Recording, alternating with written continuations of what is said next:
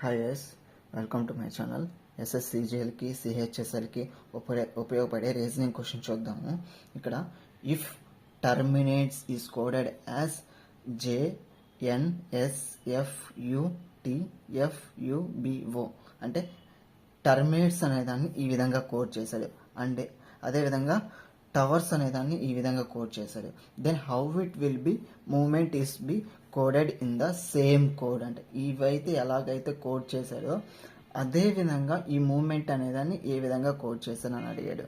First టర్మినేట్ని ఏ విధంగా code చేశాడో చూద్దాం. టర్మినేట్ అంటే టర్మినేట్లో 1 2 3 4 5 6 7 8 9 10 లెటర్స్ ఉన్నాయి. 10 లెటర్స్లో హాఫ్ చేశాడంటే 5 లెటర్స్ తీసుకున్నాడు. 5 లెటర్స్ తీసుకొని మళ్ళీ వాటిని రివర్స్ చేశాడు. రివర్స్లో మళ్ళీ +1 చేశాడు. ఇప్పుడు రివర్స్ అంటే ఇక్కడ ఐ ఉంది. ఈ ఐ అనేది ఇక్కడ స్టార్టింగ్లోకి వచ్చేయాలి. ఐ +1 చేశాడు. ఐకి జే అంటే రివర్స్ చేసి +1 చేశాడు జే. ఓకేనా?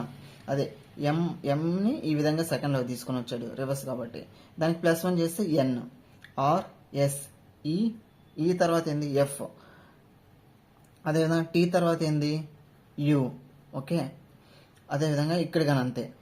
ఇక్కడ 5 లెటర్స్ ఉన్నాయి కదా, ఈ 5 లెటర్స్ని రివర్స్ చేశారు. ఎస్ టీ ఈ ఎఫ్, టీ తర్వాత యు, ఏ తర్వాత బి, ఎన్ తర్వాత ఓ.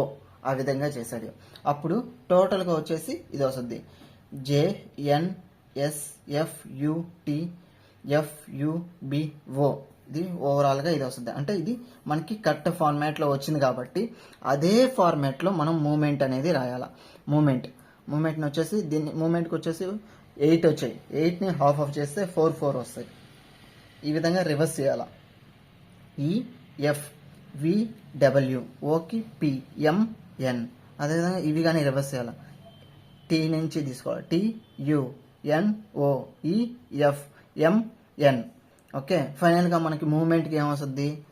F W P N UOFN. ఇది ఈ ఆన్సర్ వస్తుంది గైస్. Thank you guys.